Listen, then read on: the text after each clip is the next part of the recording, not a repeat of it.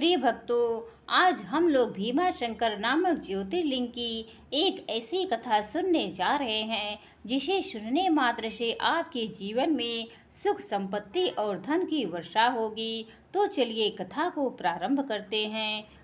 प्रिय भक्तों, पूर्व काल की बात है। एक महापराक्रमी राक्षस हुआ जिसका नाम था भीम। वह सदा धर्म का विध्वंस करता, सभी प्राणियों को दुख देता। वह महाबली राक्षस कुंभकर्ण और करकटी का पुत्र था और अपनी माता के साथ सहयाद्री पर्वत पर निवास करता था। एक दिन समस्त लोगों को दुख देने वाले भयानक पराक्रमी दुष्ट भीम ने अपने माता से पूछा, माँ, मेरे पिताजी कहाँ हैं? तुम यहाँ अकेली क्यों रहती हो? मैं यह सब जानना चाहता हूँ, अतः सब बातें मुझसे कहो। तब उसकी माता कहने लगी, बेटा, रावण के छोटे भाई कुंभकर्ण तेरे पिता थे। भाई सहित उस महाबली वीर को श्री राम ने मार डाला है। मेरे पिता का नाम करकट और माता का नाम पुष्कसी है। विराट मेरे पति थे जिन्हें पूर्व काल में राम ने मार दिया। अपने प्रिय स्वामी के मारे जाने पर मैं अपने माता पिता के पास रहती थी। एक दिन मेरे माता पिता अगस्त्य मुनि के शिष्य सुदक्षिण को अपना आहार बनाने के लिए गए। वे बड़े तपस्वी और महात्मा थे। उन्होंने कुपित होकर मेरे माता पिता को भस्म कर दिया। वे दोनों मर गए। तब से अकेली बड़े दुख के साथ मैं इस पर्वत पर रहने लगी। मेरा कोई सहारा नहीं है। मैं असहाय और दुख से आतुर होकर यहाँ निवास करती हूँ। इसी समय महान बल और पराक्रम से संपन्न राक्षस कुंभकर्ण, जो रावण के छोटे भाई थे, यहाँ पर आए। उन्होंने बलात् मेरे साथ समागम किया। फिर वे मुझे छोड़कर लंका चले गए। तब तुम्हारा जन्म हुआ। तुम भी पिता के समान ही महान बलवान और पराक्रमी हो। अब मैं तुम्हारा सहारा हूँ और तुम मेरा सहारा हो। अपनी माता की बातें सुनकर भयानक पराक्रमी भीम कुपित होकर विचार करने लगा कि मैं विष्णु के साथ कैसा बर्ताव करूं। उन्होंने मेरे पिता को मार डाला। मेरे नाना नानी उनके भक्त के हाथ से मारे गए। विराट को भी इन्होंने ही मारा था और इस प्रकार मुझे इन्होंने बहुत दुख दिया है। यदि मैं अपने पिता का पुत्र हूँ तो मैं श्री हरि को अवश्य ही पीड़ा दूंगा। ऐसा निश्चय करके भी महान तप करने के लिए चला गया। उसने ब्रह्मा जी की प्रसन्नता के लिए 1000 वर्षों तक महान तप किया। तपस्या के साथ साथ वह मन ही मन इष्ट देव का ध्यान किया करता था। तब लोक पितामह ब्रह्मा जी उसे वरदान देने के लिए गए और कहने लगे, भीम, मैं तुमसे प्रसन्न हूँ। तुम्हारी जो इच्छा हो उनके अनुसार वरदान मांगो। तब भीम ने कहा, हे देवेश्वर, हे कमलासन, यदि आप मुझ पर प्रसन्न हैं और मुझे वरदान देना चाहते हैं तो आज मुझे ऐसा बल दीजिए जिसकी कभी तुलना ना हो। ऐसा कहकर उस राक्षस ने ब्रह्मा जी को नमस्कार किया और उनकी स्तुति की। ब्रह्मा जी भी उसे अभिष्ट वरदान देकर अपने धाम को चले गए। ब्रह्मा जी से अत्यंत बल पाकर राक्षस अपने घर आया और माता को प्रणाम करके बड़े गर्व से बोला, माँ, अब तुम मेरा बल देखो। मैं इंद्र आदि देवताओं और उनकी सहायता करने वाले श्री हरि का भी संहार कर दूंगा। और ऐसा कहकर भयानक पराक्रमी भीम ने पहले इंद्र आदि देवताओं को जीता। उन सब को अपने अपने स्थान से बाहर कर दिया और उसके बाद देवताओं की प्रार्थना से उनका पक्ष लेने वाले श्री हरि को भी उसने युद्ध में हरा दिया। फिर प्रसन्नता से पृथ्वी को जीतना प्रारंभ कर दिया। सबसे पहले वह कामदेश के राजा सुदक्षिण को जीतने के लिए गया। वहां राजा के साथ उसका भयंकर युद्ध हुआ।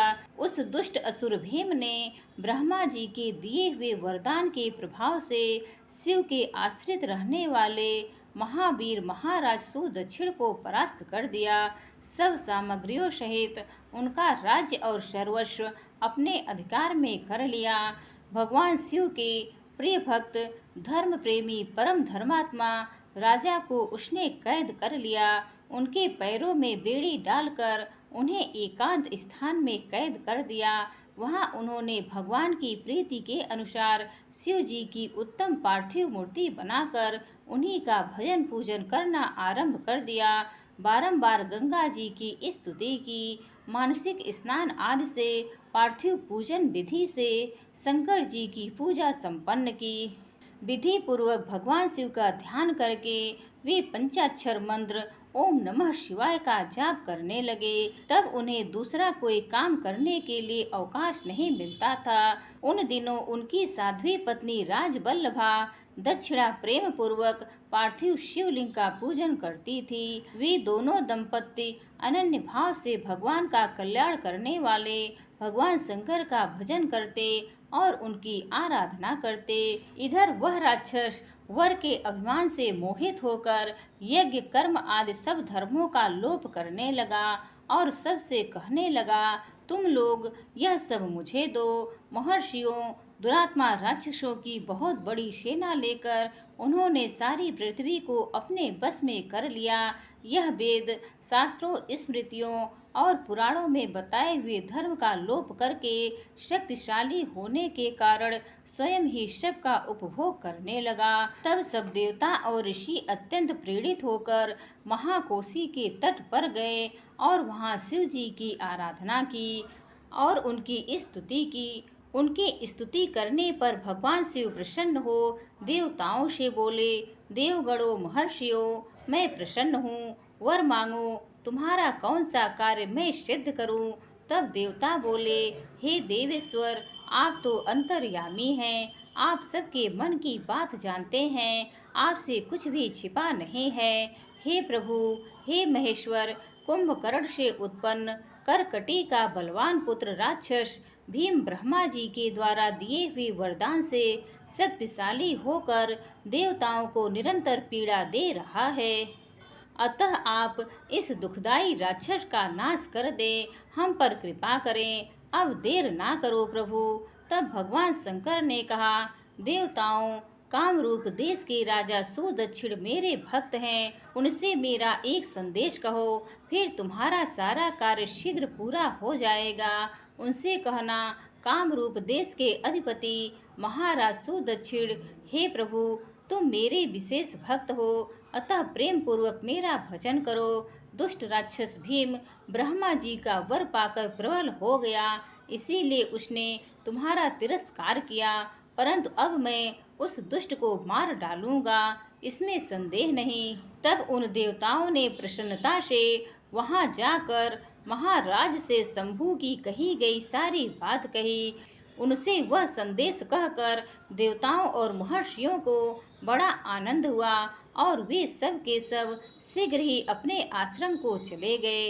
इधर भगवान शिव अपने गणों के साथ लोकहित की कामना से अपने भक्त की रक्षा करने के लिए सादर उसके पास आए और गुप्त रूप से वहीं पर रुक गए। इसी समय कामरूप नरेश ने पार्थिव शिव लिंग के सामने गाढ़ ध्यान लगाना प्रारंभ कर दिया। इतने में ही किसी राक्षस ने जाकर कह दिया कि राजा तुम्हारे नाश के लिए कोई विचार कर रहे हैं। यह समाचार सुनते ही तो राक्षस को क्रोध आया और उनको मार डालने की इच्छा से नंगी तलवार हाथ में लेकर राजा के पास गया। वहां पार्थिव शिवलिंग आदि जो भी सामग्री उसने देखी, उसे देखकर उनके प्रयोजन और स्वरूप को समझकर राक्षस ने यही माना कि राजा मेरे विरुद्ध षड्यंत्र कर रहा है, अतः यह सामग्री सहित इस नरेश को मैं बलपूर्वक अभी नष्ट कर देता हूँ। ऐसा विचार कर उस राक्षस ने राजा को बहुत डांटा और पूछा, यह क्या कर रहे हो। राजा ने भगवान शंकर पर अपनी रक्षा का भार सौंपा और कहा, मैं चराचर जगत के स्वामी भगवान शिव का पूजन करता हूँ। तब राक्षस भीम ने भगवान शंकर के प्रति बहुत तिरस्कार युक्त दुर्वचन कहे और राजा को धमकाया।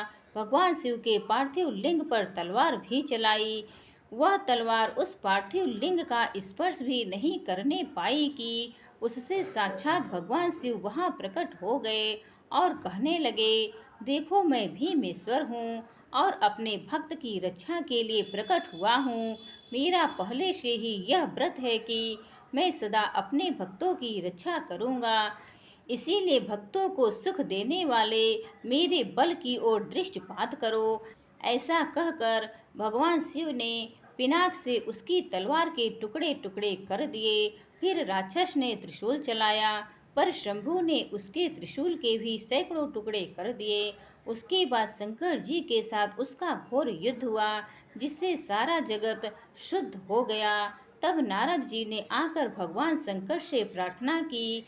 नारद जी बोले, लोगों को भस्म में डालने वाले हे महेश्वर, हे मेरे नाथ, आप क्षमा करें, क्षमा करें। तिनके को काटने के लिए कुल्हाड़ा चलाने की क्या आवश्यकता है? आप शीघ्र ही इसका संहार कर दें। नारद जी के इस प्रकार प्रार्थना करने पर भगवान शंभू ने हुंकार मात्र से उस राक्षस को भस्म कर दिया।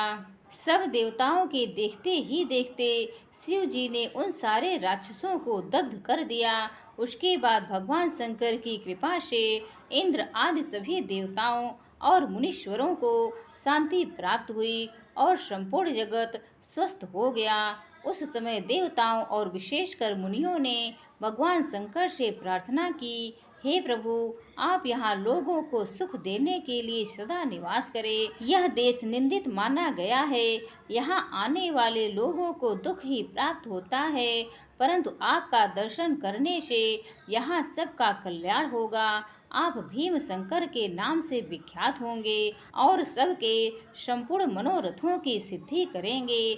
आपका यह ज्योतिर्लिंग सदा पूजनीय और सभी आपत्तियों का निवारण करने वाला होगा। उनके इस प्रकार प्रार्थना करने पर लोक हितकारी, भक्त वत्सल, परम स्वतंत्र भगवान शिव प्रसन्नता पूर्वक वहीं पर विराजमान हो गए। बोलिए शंकर भगवान की जय, माता पार्वती की जय। प्रिय भक्तों, अब आइए श्रवण करते हैं भगवान शिव और देवी पार्वती की पावन कथा, जिसमें भगवान शिव देवी पार्वती को बताते हैं कि सावन माह में शिवलिंग पर कौन सा फूल चढ़ाने से पुत्र की प्राप्ति होती है तथा किस पाप के कारण स्त्रियों का गर्भ गिर जाता है। आप सभी ने देखा होगा कि कुछ स्त्रियां गर्भवती तो होती हैं, किंतु उनका बच्चा समय से पहले ही पैदा हो जाता है, जिससे उस बच्चे की मौत हो जाती है और कई स्त्रियों को तो मरा हुआ बच्चा पैदा होता है। प्रिय भक्तों, इसीलिए आज के इस कथा में हम आपको इसी बारे में बताएंगे कि किस पाप के कारण स्त्रियों का गर्भ गिर जाता है और वह कौन से कार्य हैं जो एक गर्भवती स्त्री को कभी नहीं करने चाहिए, नहीं तो उसका गर्भपात हो जाता है। और भगवान विष्णु ने इसके बारे में क्या बताया है, तो आज हम जानेंगे इस महत्वपूर्ण कथा के माध्यम से। एक समय की बात है, जब माता लक्ष्मी भगवान विष्णु से मिलने जाती है, तो माता लक्ष्मी को देखकर भगवान विष्णु ने कहा, हे देवी लक्ष्मी, क्या बात है, आज आप अचानक मुझसे मिलने क्यों आई हैं? तब माता लक्ष्मी ने कहा, हे प्रभु, आज जब मैं पृथ्वी लोक पर भ्रमण कर रही थी, तो मैंने देखा कि कुछ स्त्रियां गर्भवती तो होती हैं, किंतु समय से पहले ही उनका गर्भ गिर जाता है। हे स्वामी, इसे देखकर मेरे मन में 3 प्रश्न उठ रहे हैं और आज मैं आपसे उन्हीं तीनों प्रश्नों का उत्तर जानने के लिए आई हूँ। तब भगवान विष्णु ने कहा, हे देवी, तुम्हारे मन में जो भी प्रश्न है मुझे निश्चित हो कर बताओ, मैं तुम्हारे तीनों प्रश्नों के उत्तर अवश्य ही दूंगा। तब माता लक्ष्मी कहती हैं, हे प्रभु, मेरा पहला प्रश्न यह है कि किस पाप के कारण स्त्रियों का गर्भ गिर जाता है और उस स्त्री के बालक की समय से पहले ही मृत्यु हो जाती है। मेरा दूसरा प्रश्न यह है कि कौन सी स्त्री के भाग्य में पुत्र की प्राप्ति नहीं होती है और वह पूरा जीवन निसंतान रहती है। और मेरा तीसरा प्रश्न है कि भगवान शिव जो मृत्यु के देवता हैं, उन्हें प्रसन्न करने हेतु कौन सी चीज अर्पण करने से एक स्त्री को सुंदर, सुदृढ़ और गुणवान बालक की प्राप्ति होती है। तब मंद मुस्कान के साथ भगवान विष्णु बोले, हे देवी, आज आपने इन प्रश्नों का उत्तर पूछकर संपूर्ण मानव जाति का कल्याण कर दिया है, किंतु इन प्रश्नों का उत्तर मैं आपको एक कथा के माध्यम से दूंगा। और इस कथा को सभी स्त्रियों तथा सभी पुरुषों को अवश्य ही सुनना चाहिए, क्योंकि इस कथा को सुनकर आपको पता चल जाएगा कि किस पाप के कारण स्त्रियों का गर्भ गिर जाता है तथा वह कौन सी स्त्री है जिसके भाग्य में पुत्र की प्राप्ति नहीं होती है और पुत्र की प्राप्ति के लिए उसे क्या करना चाहिए। तब अति उत्साह के साथ माता लक्ष्मी ने भगवान विष्णु से कहा, हे स्वामी, आप इस पावन कथा को अवश्य सुनाइए। मैं कथा को पूरा ध्यान पूर्वक अंत तक सुनूंगी। तब कथा को सुनाते हुए भगवान विष्णु ने कहा, हे देवी लक्ष्मी, एक समय की बात है, मध्य देश के आर्यन नगर में एक बहुत अधिक धनवान सेठ रहता था। वह इतना अधिक धनवान था कि उसके घर में किसी चीज की कोई कमी नहीं थी। उस सेठ की इकलौती पुत्री थी जिसका नाम रेवती था, और जब रेवती विवाह करने के योग्य हो गई थी तब उस सेठ ने सही मुहूर्त देखकर अपनी पुत्री रेवती का विवाह उसी नगर के समीप एक दूसरे गांव में रहने वाले वैश्य के पुत्र के साथ कर दिया। फिर विवाह के बाद सेठ की पुत्री रेवती अपने पति के घर में रहने लगती है। अब वह अपने पति के घर में हंसी खुशी से रहने लगती है और अपने पति से बहुत अधिक प्रेम करने लगती है। रेवती की सास का नाम सुनंदा था। सुनंदा बहुत ही दुष्ट स्वभाव की स्त्री थी। रेवती विवाह के समय पर अपने घर से दहेज में बहुत सारा सोना चांदी लाई थी। इसीलिए सुनंदा अपनी बहू रेवती का झूठ मूठ का सम्मान करती थी और हमेशा उससे मीठी मीठी बातें करती रहती थी और रेवती से अपने मायके से कुछ न कुछ लाने को कहा करती थी। रेवती अपनी सास की बात मानकर और अपने पिता से कहकर वह सोना चांदी, घोड़े, गाय, बैल, अनाज आदि चीजें मंगवाया करती थी और उसके पिता भी कभी मना नहीं करते थे और सभी सामान दे देते थे, जिसके कारण रेवती की सास उससे बहुत खुश रहती थी। फिर इस तरह रेवती की सास का लालच दिन प्रतिदिन बढ़ता जा रहा था, क्योंकि रेवती के मायके का सब कुछ हड़पना चाहती थी। क्योंकि उस सेठ का कोई पुत्र नहीं था, इसीलिए वह सोचती थी कि अब यह सारा कुछ रेवती का ही तो है। फिर इस तरह काफी दिन तक चलता रहा और उसकी सास उसे अपनी बातों में बहला फुसला कर उसके मायके से सभी प्रकार का सामान मांगने लगी। लेकिन भोली भाली रेवती इस बात से अनजान थी कि उसकी सास उसके पिता का सब कुछ हड़पना चाहती है और रेवती का पति संजय भी अपनी माँ की ही बात मानता था। इसीलिए उसके घर में रेवती की सास जो कहती थी वही होता था। उसके घर में सारा काम उसकी माँ के कहने से ही होता था और रेवती और उसका पति संजय दोनों ही सुनंदा का कहना मानते थे। इसीलिए उनके घर में कभी भी क्लेश नहीं होता था और सब खुशी पूर्वक रहते थे। इस तरह कुछ साल बीतने के बाद रेवती गर्भवती हो गई। जब उसकी सास को इस बात का पता चला तो वह बहुत खुश हो गई। उसने तुरंत ही रेवती के माता पिता को इस बात की सूचना दी और साथ में बड़ी बड़ी वस्तुओं की मांग की।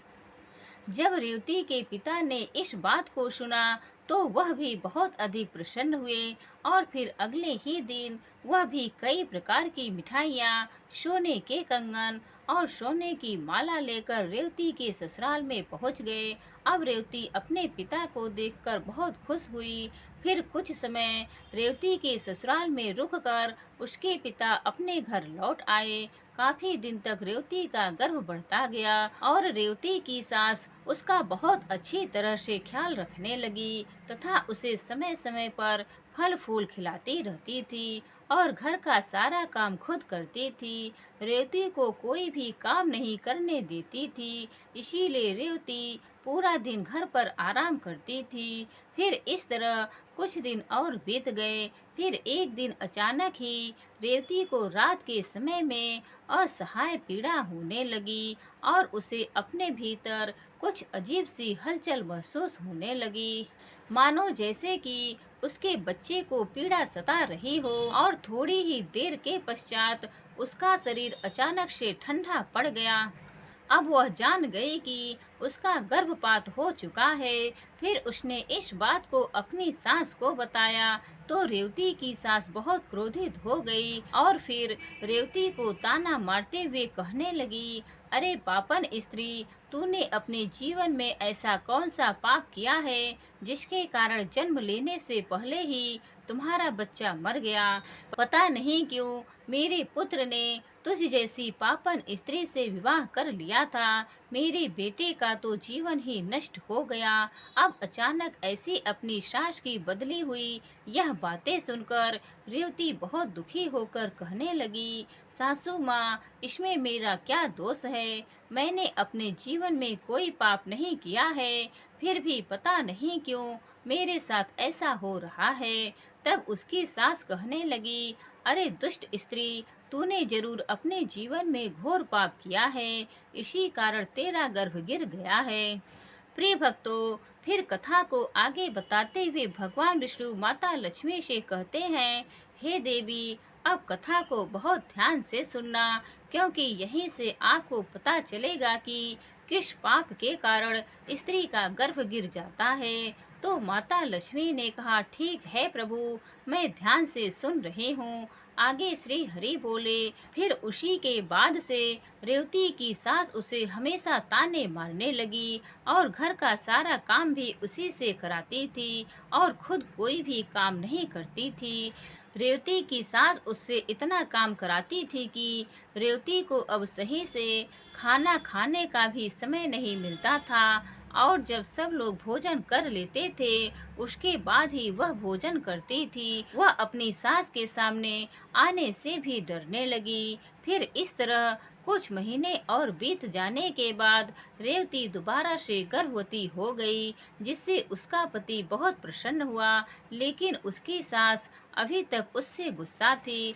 और जब रेवती ने अपनी सास को यह बात बताई तो वह रेवती से कहने लगी कि एक बच्चे को तो खा गई हो, पता नहीं अब इस बच्चे को जीवित रखोगी या इसे भी उसी की तरह खा जाओगी। मुझे तुझ पर जरा सा भी भरोसा नहीं है, क्योंकि मुझे तो लगता है कि तूने अपने जीवन में जरूर कोई महापाप किया है, इसीलिए तेरा पहले वाला गर्भ गिर गया था। अपनी सास की यह बात सुनकर रेवती कुछ नहीं बोली और चुपचाप खड़ी रही। फिर धीरे धीरे रेवती का गर्भ बढ़ता गया और गर्भवती होते हुए भी वह घर का सारा काम करती थी, लेकिन फिर भी उसकी सास को उस पर जरा सी भी दया नहीं आती थी। फिर इस तरह करते करते जब रेवती के गर्भ को 9 महीने पूरे हो गए, अब बच्चे के जन्म होने का समय बिल्कुल नजदीक आ गया था और फिर समय के अनुसार रेवती ने एक बालक को जन्म दिया, किंतु वह बच्चा कुछ बोल नहीं रहा था और ना ही रो रहा था। फिर जब रेवती ने देखा तो उसका बच्चा मरा हुआ था। अपने मरे हुए बच्चे को देखकर वह बहुत जोर जोर से रोने लगी। फिर जब रेवती की सास को इस बात का पता चला तो वह बहुत गुस्सा हुई और रेवती से कहने लगी, तू एक पापन स्त्री है, तभी तेरा यह दूसरा बच्चा भी मर गया है। मुझे तो पहले से ही शक था कि तूने अपने जीवन में जरूर कोई घोर पाप किया है, इसीलिए तेरे साथ ऐसा होता है और इसीलिए तेरा यह पुत्र भी मर गया है। अगर तू मेरे घर में ज्यादा दिनों तक रहेगी तो तू मेरे भी घर का सर्वनाश कर देगी, इसीलिए अब तुझे इस घर में रहने की कोई जरूरत नहीं है। तब रोते हुए रेवती कहने लगी, सासू माँ, अब मैं कहाँ जाऊँ? मेरे लिए तो मेरे पति ही सब कुछ हैं। मैं उन्हें छोड़कर कहीं नहीं जा सकती हूँ। मैं अपने पति से बहुत प्रेम करती हूँ, इसीलिए आप मुझे इस घर से मत निकालिए। मैं घर का सारा काम करूँगी और इसी घर के किसी कोने में पड़ी रहूँगी। आप जो भी काम कहेंगी मैं वह सब कुछ करूँगी, बस आप मुझे घर से मत निकालिए, क्योंकि मैं अपने पति के बिना एक पल भी नहीं रह सकती हूँ। तब उसकी सास बोली, अरे पापन स्त्री, अगर तू अपने पति के बिना नहीं रह सकती तो कहीं पर जाकर मर जा, लेकिन अब तुझे मैं इस घर में एक क्षण भी नहीं रहने दूंगी। इतना कहकर रेवती की सास रेवती को धक्के मारकर घर से बाहर कर देती है। फिर रेवती घर के बाहर काफी समय तक रोती हुई बैठी रहती है, लेकिन उसकी सास ने घर का दरवाजा नहीं खोला। फिर वह घर के बाहर बैठकर अपने मन में सोचने लगी, अब मुझे यहाँ से अपने मायके ही जाना पड़ेगा। फिर इतना सोचकर वह अपने मायके के लिए चल देती है। तभी रास्ते में एक जंगल पड़ता है। जब वह जंगल के रास्ते से अपने मायके जा ही रही थी कि तभी अचानक जोरों की बारिश होने लगती है। बारिश से बचने के लिए तब वह एक पेड़ के नीचे बैठ जाती है। तभी वहां से एक साधु महाराज जा रहे थे, तो उन्होंने रेवती को पेड़ के नीचे बैठा देखकर उससे पूछा, तुम कौन हो और यहाँ इस जंगल में अकेली क्या कर रही हो? तब रेवती ने साधु महाराज से कहा, हे साधु महाराज, मैं एक बहुत धनवान सेठ की पुत्री हूँ और मेरा विवाह एक वैश्य से हुआ है और मुझे अभी तक पुत्र की प्राप्ति नहीं हुई है। मैं एक बार गर्भवती हुई थी तो मेरा गर्भ गिर गया था और जब मैं दोबारा गर्भवती हुई तो मेरा बच्चा पैदा होते ही मर गया था। इसीलिए मेरी सास ने मुझे घर से निकाल दिया है। इसीलिए मैं अब इस जंगल में इधर उधर भटक रहे हूँ। हे मुनिवर, कृपा करके आप ही कुछ उपाय बताइए जिससे मुझे पुत्र की प्राप्ति हो जाए। तब साधु महाराज ने कहा, बेटी तुम चिंता मत करो, मैं तुम्हें पुत्र प्राप्ति का उपाय बताता हूँ, जिसे यदि तुमने पूरी निष्ठा से किया तो तुम्हें पुत्र की प्राप्ति अवश्य ही होगी। इसके लिए मैं तुम्हें कुछ नियम बताता हूँ, तुम इसे ध्यान से सुनो। किसी भी स्त्री को मासिक धर्म के दौरान पति के साथ संबंध नहीं बनाना चाहिए और पति को स्पर्श भी नहीं करना चाहिए, इससे संतान गर्भ में ही गिर जाती है। गर्भ धारण की हुई स्त्री को भगवान की पूजा अर्चना करते रहना चाहिए तथा उसके मुख पर सदैव ही प्रसन्नता होनी चाहिए। साथ ही गर्भवती स्त्री को कभी भी दुखी या निराश नहीं रहना चाहिए, क्योंकि दुखी रहने पर संतान पर बुरा प्रभाव पड़ता है। गर्भवती स्त्री को कभी दूसरों के घर का भोजन नहीं करना चाहिए तथा जितना हो सके अपने ही घर में रहना चाहिए। एक गर्भवती स्त्री को कभी भी डरावनी चीजें नहीं देखनी चाहिए, क्योंकि इससे संतान पर बुरा प्रभाव पड़ता है।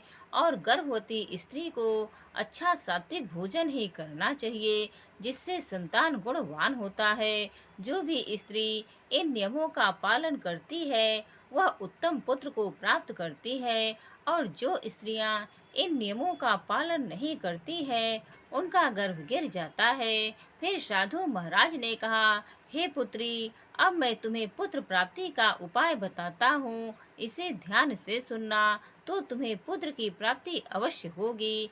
तब रेवती ने विनम्र स्वर में कहा, जी महाराज।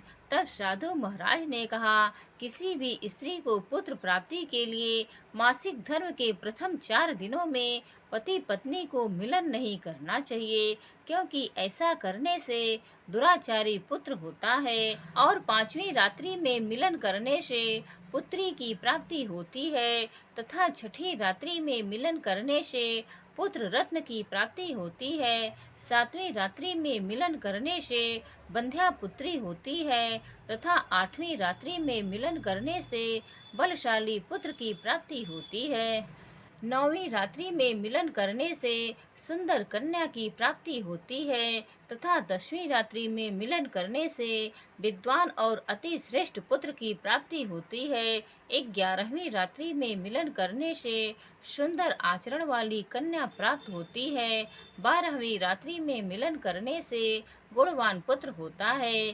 13वीं रात्रि में मिलन करने से लक्ष्मी स्वरूपा पुत्री होती है और 14वीं रात्रि में मिलन करने से गुणवान, बुद्धिमान तथा बलवान पुत्र होता है। इसीलिए यदि तुम इन नियमों का पालन करो तो तुम्हें उत्तम पुत्र की प्राप्ति होगी। और हाँ बेटी, मैं तुम्हें और एक महत्वपूर्ण बात बताने जा रहा हूँ। हे बेटी, लिंग पुराण व शिव पुराण में भगवान शंकर और माता पार्वती के संवाद में संतान संबंधी कुछ रहस्य प्रकट होते हैं। शिव जी ने पार्वती से कहा था कि जिन स्त्रियों को बार बार पुत्र प्राप्ति में बाधा आ रही हो, उन्हें शिव की पूजा धतूरे के फूलों से करनी चाहिए। धतूरा भगवान शंकर को बहुत प्रिय है। यदि सावन सोमवार के दिन लाल डंठल वाले धतूरे के फूलों की माला भोलेनाथ को अर्पित करके पुत्र प्राप्ति की कामना की जाए तो महादेव प्रसन्न होकर योग्य पुत्र प्रदान करते हैं, क्योंकि वही मृत्यु के देवता हैं। सब कुछ उनके ही हाथ में है। किसी मृत्यु देना है और किसी जीवन दान, इसीलिए उनकी पूजा आराधना अवश्य करना। इतना कहकर वह साधु महाराज वहां से चले जाते हैं। फिर रेवती अपने मन में सोचने लगती है कि यदि मैंने साधु महाराज के बताए गए उपायों के अनुसार कार्य किया तो मुझे भी पुत्र की प्राप्ति हो जाएगी और मेरी सास मुझसे घर का काम भी नहीं कराएंगी और घर में सभी लोग मेरा बहुत अधिक सम्मान भी करेंगे। उस वन में बैठकर रेवती इतना सोच ही रही थी कि तभी उसका पति उसे ढूंढते हुए वहां पहुंच जाता है और रेवती से कहता है, तुम यहाँ इस जंगल में क्यों आई हो? मैं तुम्हें लेने आया हूँ, चलो घर चलो। फिर रेवती ने अपने पति को उस साधु महाराज वाली सारी बात बताई और कहा, नहीं, अब मैं घर नहीं जाऊंगी। जब तक मुझे पुत्र की प्राप्ति नहीं हो जाती तब तक हम इसी वन में अपना जीवन व्यतीत करेंगे। रेवती की यह बात सुनकर उसका पति भी उसी के साथ जंगल में ही कुटिया बनाकर रहने लगता है। फिर मासिक धर्म की 14वीं रात्रि में रेवती ने अपने पति के साथ मिलन किया, जिससे वह गर्भवती हो गई और गर्भवती होते हुए भी वह जंगल में रहती थी। उसका पति जंगल से लकड़ी लाता था, जिससे दोनों भोजन बनाकर खाते थे। फिर इस तरह करते करते 9 महीने बीत गए और अब रेवती नित्य रूप से पूजा पाठ करती थी, भगवान भोलेनाथ की सेवा करती थी और शिव जी को प्रसन्न करने हेतु शिवलिंग पर धतूरे के फूल अर्पण करती थी। अब समयानुसार रेवती के गर्भ के दिन पूर्ण हो गए। फिर एक दिन रेवती को अत्यंत उत्तम पुत्र की प्राप्ति हुई और पुत्र की प्राप्ति से रेवती और रेवती का पति दोनों ही बहुत खुश हुए। फिर रेवती का पति उससे कहने लगा, चलो अब हम दोनों घर चलते हैं, क्योंकि माँ ने तुम्हें पुत्र प्राप्ति का ताना देकर ही घर से निकाला था, किंतु अब तो तुम्हें पुत्र की प्राप्ति हो गई है, अब तो वह भी खुश हो जाएंगी। तब रेवती ने कहा, ठीक है, चलो घर चलते हैं। फिर दोनों घर जाते हैं। तब उसकी सास ने देखा कि रेवती को तो पुत्र हुआ है। यह देखकर वह बहुत खुश हो गई और रेवती से कहने लगी, तुझे पुत्र कैसे हुआ? तब रेवती ने कहा, सासू माँ, जब आपने मुझे घर से निकाला था तो मैं जंगल में चली गई थी और वहाँ मुझे एक ज्ञानी साधु महाराज मिले थे। उन्होंने मुझे पुत्र प्राप्ति का उपाय बताया था और उसी उपाय से मुझे पुत्र की प्राप्ति हुई है। तो उसकी सास उससे कहने लगी, इसका मतलब वह साधु महाराज बहुत अधिक ज्ञानी हैं। तब तो उन्हें यह भी पता होगा कि हम लोग धनवान कैसे बन सकते हैं। इसीलिए अब मैं जंगल जाऊंगी और उनसे धनवान बनने का उपाय पूछ कर आऊंगी। तब रेवती ने कहा, नहीं माँ जी, आप वहाँ मत जाइए, क्या पता वह साधु महाराज अब वहाँ पर मिले या ना मिले। तो उसकी सास ने कहा, नहीं रेवती, तुम चुप रहो, ऐसे साधु तिलस्मी होते हैं जो गुप्त धन के बारे में भी जानते हैं। मैं तो जाऊंगी और उनसे धनवान बनने का उपाय पूछ कर आऊंगी। इतना कहकर उसकी सास उसी जंगल में पहुंच जाती है। तभी उसे एक शेर दिखाई देता है, तो वह शेर को देखकर डर जाती है। तभी शेर उसे खाने के लिए आगे बढ़ता है। जैसे ही शेर उसे खाने के लिए आगे बढ़ा, तो रेवती की सास ने उससे कहा, हे सिंहराज, तुम मुझे क्यों खाना चाहते हो? तुम्हें मुझे खाकर क्या मिलेगा? तब शेर बोला, हे पापन स्त्री, तू बहुत दुष्ट स्वभाव की है, इसीलिए मैं तुझे खा जाऊंगा। इतना कहकर शेर मारकर उसे खा जाता है। तभी उसकी मौत हो जाती है और यम के दो दूत वहां आ जाते हैं और उसे यमलोक ले जाकर यमराज जी के सामने खड़ा कर देते हैं। तभी चित्रगुप्त ने उस स्त्री के जीवन का लेखा जोखा देखा और उसके जीवन का लेखा जोखा देखकर कहने लगे, हे धर्मराज, इस स्त्री ने तो अपने जीवन में घोर पाप किए हैं। यह स्त्री अपनी बहू रानी पर बहुत अत्याचार करती थी। उसके गर्भवती होते हुए भी घर का सारा काम उसी से कराती थी। और तो और, जब इसकी बहू के पुत्र की मृत्यु हो गई थी, तो इसने उसे धक्के मारकर अपने घर से निकाल दिया था। अब चित्रगुप्त की यह बातें सुनकर यमराज को उस स्त्री पर बहुत क्रोध आया और उन्होंने दूतों से कहा कि इसे नरक लोक में डाल दो। प्रिय भक्तों, फिर कथा को आगे बताते हुए भगवान विष्णु माता लक्ष्मी से कहते हैं, हे देवी, इस प्रकार इसकी सास को उसके किए की सजा मिल गई और रेवती ने गर्भ धारण के नियमों का पालन किया, जिससे उसे उत्तम संतान की प्राप्ति हुई। इसी तरह कोई भी स्त्री यदि उस साधु द्वारा बताई गई बातों के अनुसार कार्य करेगी, तो उसे भी पुत्र की प्राप्ति अवश्य होगी। तब माता लक्ष्मी ने कहा, हे प्रभु, वह कौन सी स्त्रियां हैं जिनके भाग्य में पुत्र की प्राप्ति नहीं होती है, और वह अपने जीवन में ऐसा कौन सा पाप करती हैं जिसके कारण उन्हें पुत्र की प्राप्ति नहीं होती है, और पुत्र प्राप्ति के लिए उन स्त्री को क्या करना चाहिए? तो भगवान विष्णु ने कहा, यह वह स्त्रियां हैं जो अपने पति से हमेशा लड़ाई झगड़ा करती रहती हैं और घर में सारा काम अपनी ही मनमानी से करती हैं तथा अपने पति का आदर सम्मान नहीं करती हैं। तो ऐसी स्त्रियों के भाग्य में कभी भी पुत्र की प्राप्ति नहीं होती है, और ऐसी स्त्रियों को पुत्र प्राप्ति के लिए अपने पति का आदर सम्मान करना चाहिए तथा उनका कहना मानना चाहिए और घर में लड़ाई झगड़ा नहीं करना चाहिए। तो ऐसी स्त्रियों को भी पुत्र की प्राप्ति होगी। प्रिय भक्तों, उम्मीद है आज की यह कहानी आप सभी को पसंद आई होगी। हर हर महादेव।